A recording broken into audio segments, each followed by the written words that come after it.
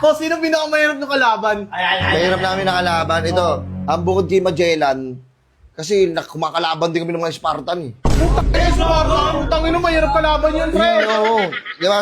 Inaano yung English kasi kami. Oh. Sabi ko, ano sinasabi nyo? eh, sabi ko, ano sinasabi nyo? Sabi ko, di ba? Nakikita ko nag-English sila eh. Wala pa akong alam nun sa English eh. Sabi ko, English mo nga ako. Okay, ikaw, Diyan, ikaw. Yo, what up? What are you doing here?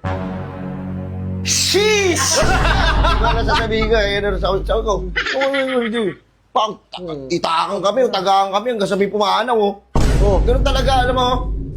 Alam mo yung mga ano na yan, yung mga Sparta na yan, ang lalaki ng mga katawan yan. Oo, nag-gym yung mga yun eh. Nag-GGben sila eh kami.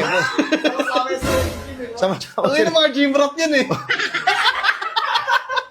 Eh kami naman, tamang sayawan lang sa kubo.